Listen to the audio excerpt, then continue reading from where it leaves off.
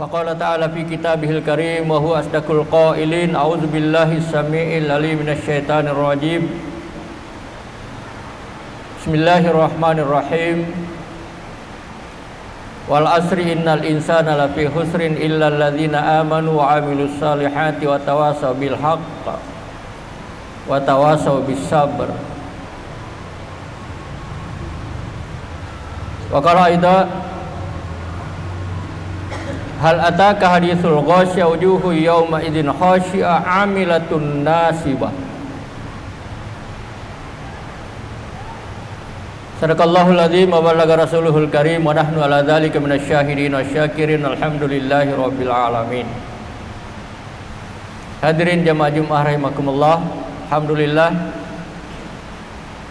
dengan nikmat kesehatan dan kesempatan, umur panjang, kemerdekaan, ketentraman, kedamaian, kita tiba pada Jumat terakhir di bulan 11 ini. Jumat terakhir di bulan Zulqaidah. Bahkan sudah berada di hari-hari terakhir juga. Besar kemungkinan besok kita masuk tanggal 1 Zulhijjah sampai 9 Zulhijjah dengan fadilah keutamaannya berdasarkan referensi hadis yang disampaikan oleh buku, oleh guru, oleh para mubalik, penceramah, ustaz, kiai. Judul kita iman dibuktikan dengan amal. Saya ingin ulang sebuah riwayat. Suatu ketika Nabi pengajian dengan sejumlah sahabat terbatas. Lalu ada peserta pengajian yang sesungguhnya ternyata adalah malaikat Jibril yang menyamar dengan berpakaian sebagai seorang laki-laki berpakaian serba putih. Bertanya berulang-ulang kepada Nabi, dan setiap Nabi menjawab, dia katakan, "Shadaqta ya Rasulullah." Betul. Sampai penasaran, heran sekali para sahabat ketika itu. Siapakah orang ini? Dia bertanya, dia membenarkan. Pertanyaan pertamanya iman. Pertanyaan keduanya Islam. Pertanyaan ketiganya ihsan. Pertanyaan keempatnya hari kiamat. 3 pertanyaan yang diawali iman, Islam, ihsan, Nabi jawab. Tapi ketika ditanya tentang kiamat, bisara sila jarak nala kutub kutak dan atau dikutak nam para gelirisi. Setelah orang berpakaian serba putih yang mengherankan ini membuat para sahabat penasaran, lalu bertanya pada Nabi, siapakah? Kata Nabi, dialah Jibril, datang ke rumah ke majelis ini bertanya ke saya, sesungguhnya kalian yang mau diajarkan. Kalian yang mau diajari apa itu iman, apa itu Islam, apa itu ihsan. Itulah yang kemudian menjadi dasar pelajaran kita sejak TK, di rumah tangga keluarga bapak ibu kita, SD, SMP, sampai perguruan tinggi. Bahwa rukun iman itu 6, bahwa rukun Islam itu 5. Bahwa ihsan itu anta budallah ka'annaka tarahu fa illam takun tarahu fa innahu yaraka. Dasar fundamental tentang ikhlas atau tulus. Bahwa sesungguhnya kamu berbuat kebajikan seakan-akan kamu melihat Allah. Anta budallah ka'annaka tarah fa illam takun tarahu, jika kalian tidak mampu melihat Allah, karena memang tidak mungkin, fa innahu yaraka, yakinlah seyakin-yakinnya bahwa Allah maha melihatmu, maha melihat getaran hatimu, maha melihat getaran niatmu, maha melihat getaran perasaanmu, maha melihat rencanamu. Fa innahu yaraka. Iman huwa antu'mina billahi wa malaikatihi wa kutubihi wa rusulihi wa tu'mina bil qadri khairi wa syarri. Al-Islamu an tasyhadu an la ilaha illallah anna Muhammadar Rasulullah wa iqamis shalah wa ita'iz zakah wa shaumi ramadan wa tuhijjal baiti man istata'a ilaihi sabila.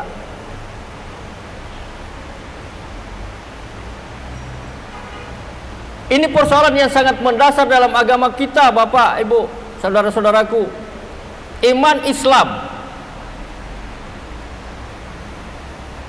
Iman didefinisikan bahwa sesungguhnya kamu meniatkan dalam hati, mengucapkan dalam lisan, membuktikan dalam perbuatan.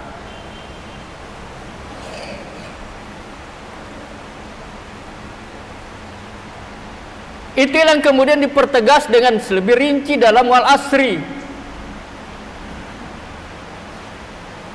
Agama ini tidak cukup hanya diimani illal ladzina amanu, enggak cukup. Kita bukan aliran kepercayaan yang penting eleng, enggak. Pokok nangurangi kiamun, bukan, tidak ada syariatnya. Makanya setelah mengimani bahwa tidak ada Islam, tidak ada Islam yang lebih baik dibanding agama yang lain, iman harus dibuktikan dengan amal. Islam tidak hanya cukup diimani, tapi harus dibuktikan dengan amal. Wa amilus salihat. Apakah sudah diamalkan, sudah selesai? Tidak, belum. Masih ada kewajiban berikutnya.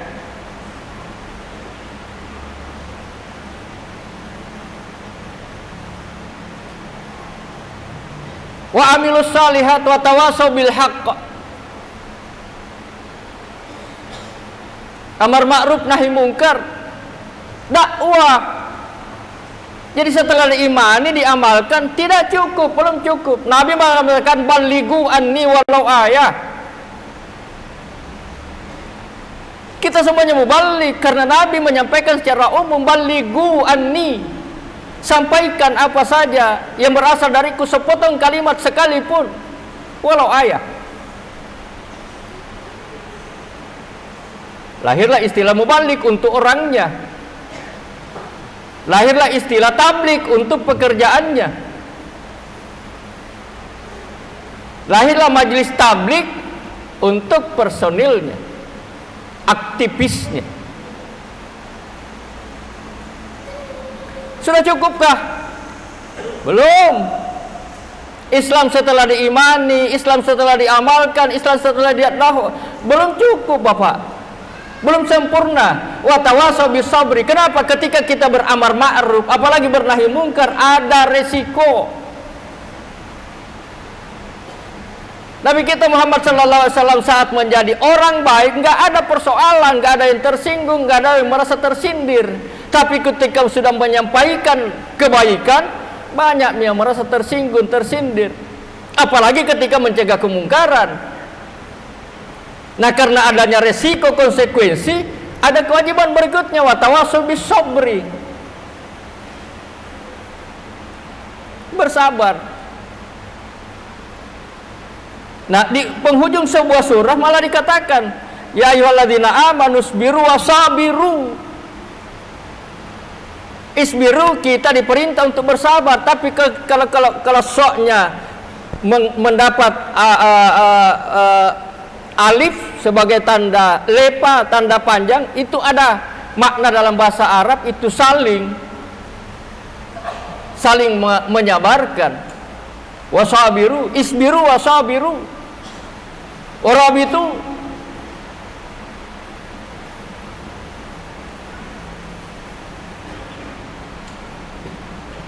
Tapi narasi ini bisa dibalik, Bapak dan Saudara. Saya ulang dulu bahwa Islam, kewajiban kita terhadap agama ini mengimani. Al-Islam ya'lu wa la yu'la alai. Biar banyak agama kepercayaan, tapi Islam yang tertinggi. Kewajiban yang kedua harus mengamalkan sebagai bukti bahwa kita beriman. Kewajiban ketiga harus mendakwahkan dengan porsi dan posisi kita masing-masing. Setelah itu bersabar, karena setiap aktivitas maksud saya, mengajak pada kebaikan, apalagi mencegah pada kemungkaran, Ada resikonya. Sampai-sampai Nabi Musa yang berdoa ya, Rabbi syrahli sadri wa yassirli amri wahlul 'uqdatam min lisani yafqahu qauli. Karena dia akan berdakwah, dan yang akan didakwah adalah penguasa yang membimbing, membina, membesarkan dia. Betapa beratnya. Tugas dakwah dilakukan oleh Ibrahim terhadap bapaknya, Azar.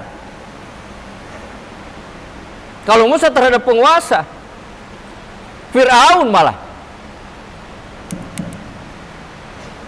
Ada resiko. Dan ketika itu ada resiko muncul, kita tidak hanya diperintahkan isbiru, tapi wasabiru, saling menyabarkan.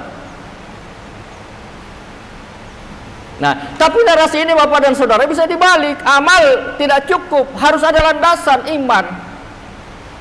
Betapapun banyaknya amal tanpa dilandasi dengan iman, itu akan menjadi sia-sia. Mohon maaf. Itu yang diungkap, ditegaskan Bapak dan Saudara di dalam surah Al-Ghasyiyah. Banyak amal yang mengecewakan, banyak amal yang melelahkan. Allah hanya menjamin mayya'mal misqala dzarratin khairan yarah. Yang dijamin oleh Allah, kamu akan saksikan balasan kebaikanmu. Sekecil apapun kamu lakukan, kalau itu kebaikan, ada balasannya yang bisa kamu saksikan. Yang dijanji dan dijamin oleh Allah hanya menyaksikan balasannya. Tapi apakah kita nikmati atau tidak? Diingatkan Al-Ghasyiyah, amilatun nasibah. Kira-kira redaksionalnya begini Bapak dan saudara-saudara. Kita ditampilkan ini yang bakal kamu dapat. Karena pada hari sekian, tanggal sekian, jam sekian, menit sekian, kamu lakukan kebaikan. Ini balasan. Tapi sayang, kamu tidak dapat rasakan nikmat. Kenapa? Ketika diperiksa niatmu tidak tulus, bukan lillahi ta'ala. Betapa fundamentalnya persoalan niat. Innamal a'malu bin niyah wa innamal likulli imri'in ma nawa. Cukup sudah niat, belum diperiksa tujuannya. Niatnya sudah lillahi ta'ala, apakah tujuannya betul sejalan, seirama, mardatillah? Ini juga persoalan berat. Biar bagus niatnya, tapi kemudian tujuannya bukan mardatillah, dilihat, nggak dinikmat. Amilatun nasibah, amal yang melelahkan, amal yang mengecewakan. Dilihat balasannya, disaksikan balasannya karena itu janji dan jaminannya Allah, tapi tidak dirasakan. Syarat ketiga adalah kaifiatnya, tata caranya. Jadi niatnya lillahi ta'ala, tujuannya mardatillah, caranya sesuai dengan syariat. Di sini kita banyak berdebat tentang bid'ah.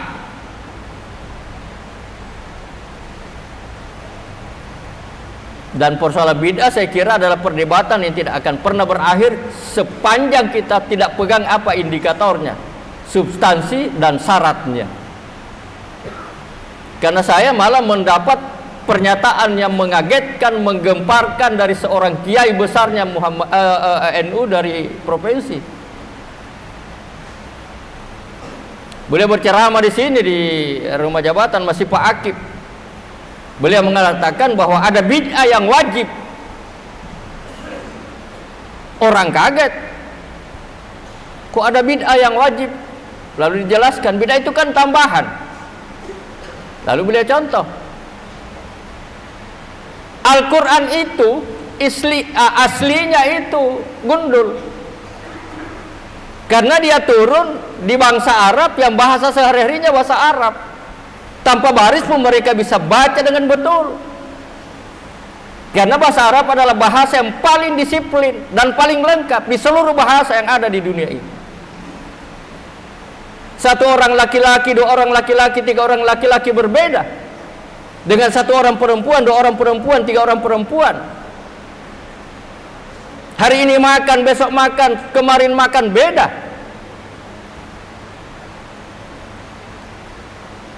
bisa baca dengan betul. Tapi ketika Islam menyebar ke seluruh penjuru dunia, termasuk wilayah-wilayah yang bahasa hari-harinya bukan bahasa Arab, banyak yang salah baca.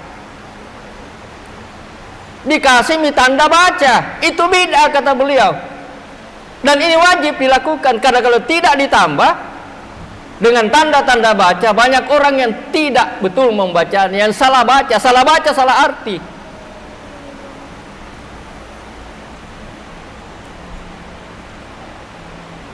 Bapak dan saudaraku jamaah Jumat rahimakumullah, di sini letak pentingnya antara iman harus dibuktikan dengan amal, tetapi amal harus didasari dengan iman. Gak bisa dipisahkan. Lalu cabang-cabang lainnya kemudian ikhlas, tulus, itu yang dipertajam di dalam surah yang lain. Fa idza faragta fansab wa ila rabbika farghab. Selesai satu pekerjaan, lakukan pekerjaan berikutnya, manajemen waktu, dan hanya pada Tuhanmu kamu pantas berharap, manajemen qalbu. Di sini letak pentingnya dalam agama kita tentang ketulusan, tentang keikhlasan. Dan orang-orang yang tulus inilah yang mendapat prasyarat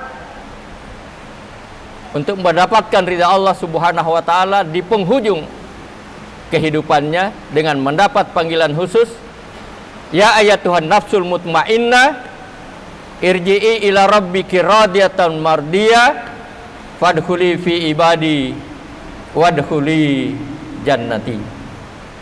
Barakallahu li wa lakum fil Qur'anil adzim wa nafa'ni wa iyyakum mimma fihi minal ayati wa dzikril hakim wa taqabbala minni wa minkum tilawatahu innahu huwas samiul alim.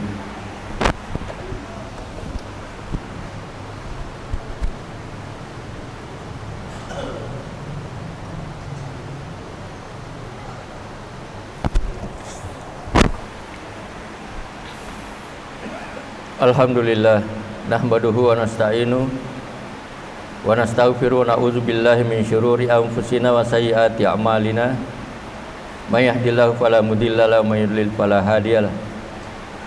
Asyhadu an la ilaha illallah wahdahu la syarikalah wa asyhadu anna Muhammadan abduhu wa rasuluhu la nabiyya ba'da. Allahumma shalli wa sallim wa barik ala sayyidina wa maulana nabiyyina wa habibina Muhammad sallallahu alaihi wasallam wa ala alihi wa sahbihi ajma'in wa man tabi'ahum bi ihsanin ila yaumiddin. Amma ba'd. Wa ya ayyuhal muslimun al hadirun rahimakumullah, usi wa iyyakum bi taqwallah faqad fazal muttaqun. Faqala ta'ala fi kitabil karim wa asdaqul qailin. A'udzubillahi minasyaitonir rajim. Bismillahirrahmanirrahim. Inna a'tainakal kautsar fashalli li rabbika wanhar inna syani'aka huwal abtar.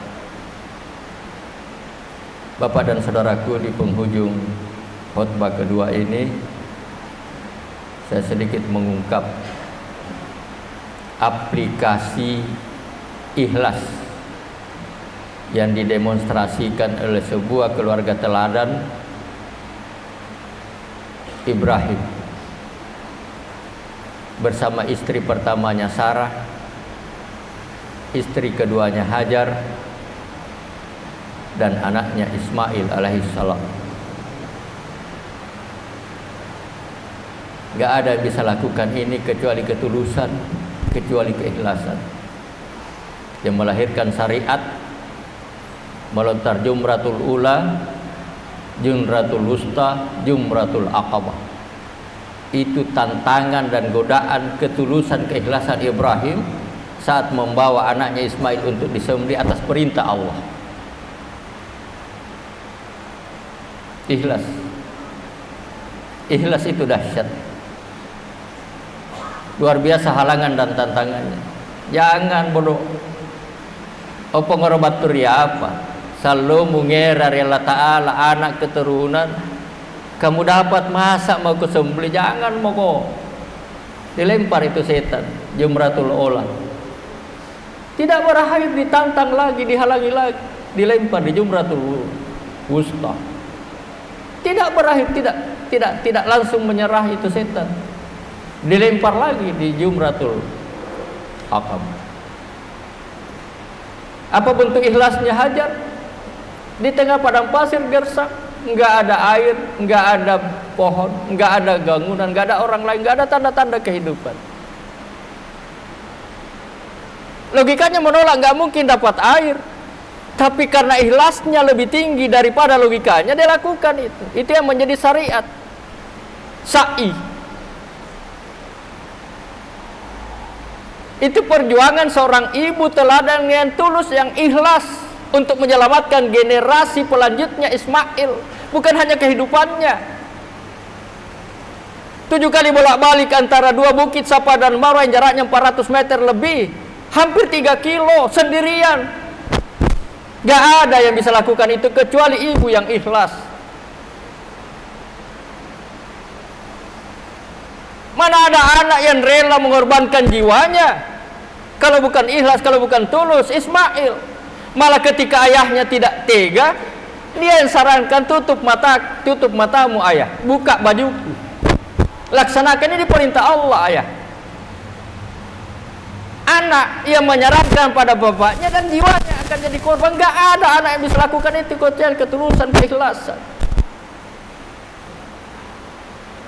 Sarah apalagi, dia yang sarankan pada suaminya, jangan-jangan saya yang tidak punya keturunan kanda, nikahlah dengan perempuan, dan yang penting kita punya keturunan. Gak ada perempuan yang rela menyarankan pada suaminya untuk nikah lagi untuk pentingnya generasi pelanjut tugas risalah, kecuali ketulusan, keikhlasan. Dan itulah yang akan kita songsong di tanggal 17, Bapak dan Saudara.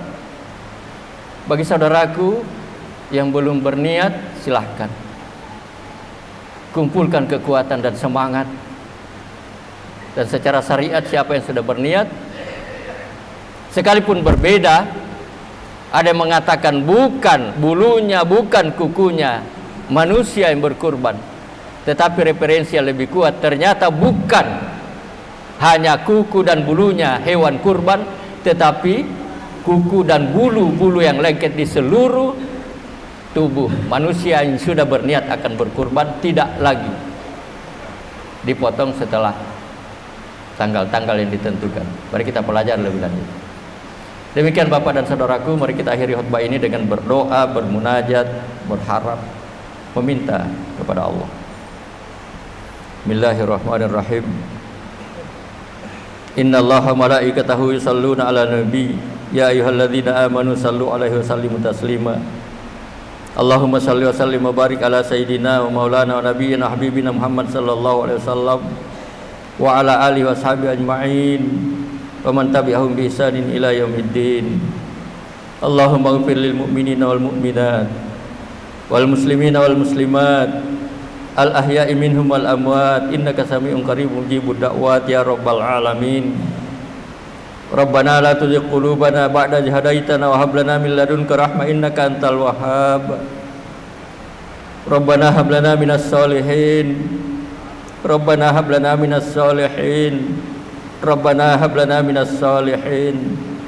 Rabbana hab lana min azwajina wa dzurriyyatina qurrata a'yun waj'alna lil muttaqina imama. Waj'alna lil muttaqina imama. Waj'alna lil muttaqina imama.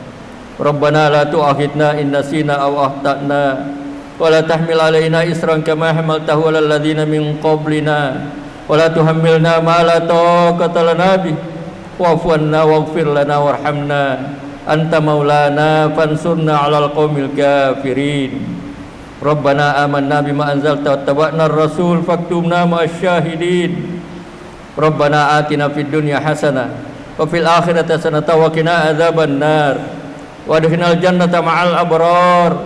Wadkhilnal jannata ma'al abrar. Wadkhilnal jannata ma'al abrar ya aziz ya ghaffar ya rabbal alamin. Subhanaka rabbil izzati amma yasifun. Wassalamun alal mursalin. Walhamdulillahi rabbil alamin. Wala zikrullahi akbar wallahu ya'lamu ma tasnaun. Aqimis shalah.